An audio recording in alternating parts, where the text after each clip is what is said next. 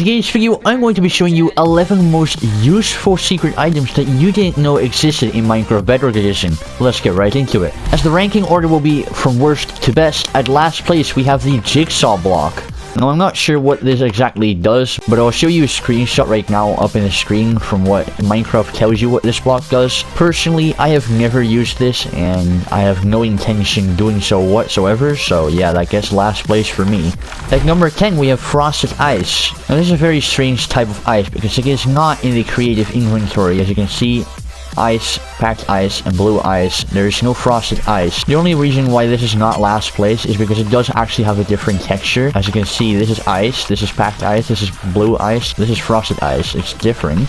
Only slightly different though, so it does get semi-last place. At number 9, we have the Enchanted Book. Now, the reason why this book is special is because it doesn't have any enchantments on it. Any other book on the creative inventory does actually have an enchantment, and you know, that can be quite annoying if you're trying to make like a fantasy adventure map and you're gonna name this book to whatever and the enchantment still shows. So I can definitely see this book being used in adventure maps, so that's pretty cool. At number 8, we have the NPC Spawn Egg.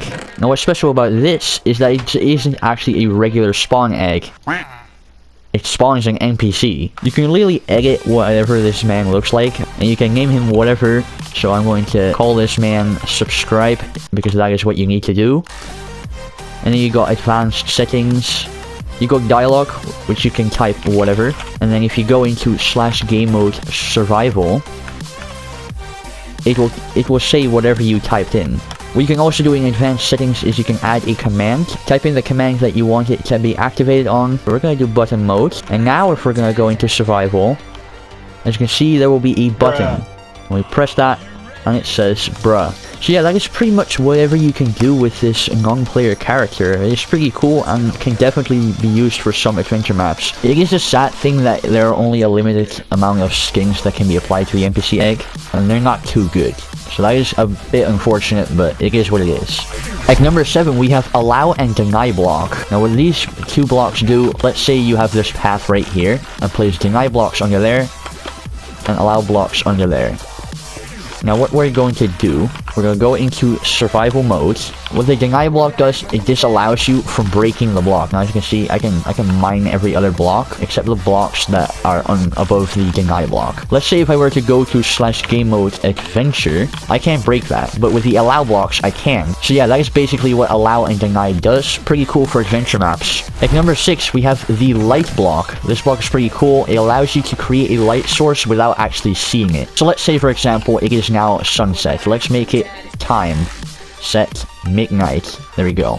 If we place this down, as you can see, nothing just happens quite yet. Now we're going to click it and it adds a light level, and this can go all the way up to light level 15, and if you don't hold it anymore, it'll be invisible and it will be as if it is never there. So that is again pretty cool for adventure maps. At number 5, we have the border. Now this block is also very good for making adventure maps. So let's say I were to go ahead and dig a few blocks deep. I were to place these borders, and now that we've placed some blocks on top, let us go into /game mode survival. Now whatever you do, no matter the build limit you're on, you cannot pass this line.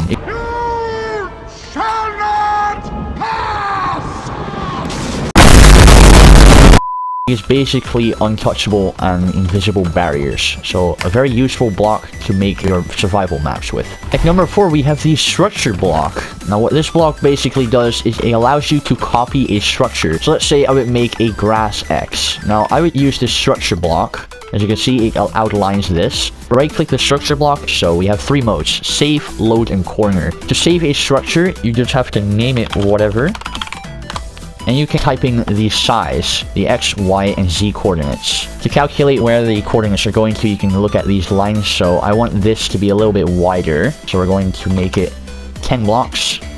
That is a little too much. 9 blocks. Let's make this also 9 blocks. As you can see, we now have a cross of grass.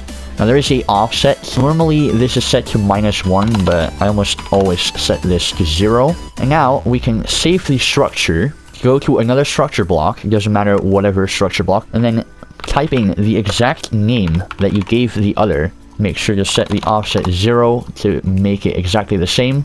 We can press load, And as you can see, it now copied the same structure. There's also some other things you can do with a structure block. For example, you can include entities, you can waterlock blocks, you can remove the blocks to only save the entities, for example. You can use that to create custom mobs and then run commands /structure load and then whatever you named the structure mob. You can also mirror the structure, and you can also give it an animation time, and then you can also tell it how long the animation time should be. And yeah, very useful block. At number 3, we have the structure void. Now basically what this does is basically it is an invisible block. If you, for example, have a sign that you want to block, so let's say I type whatever, and you don't want people to edit this sign. Now what you can do is you can basically surround the sign with structure voids. Now the sign is surrounded by structure voids, and now you can't edit the sign anymore. As you can clearly hear, I'm clicking the sign and it's not doing anything.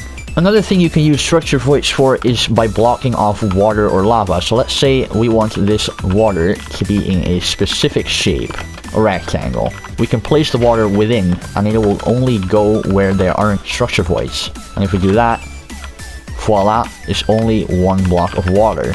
And you can still walk through everything. And it's cool that it also works with lava, as you can create this kind of flowing effect.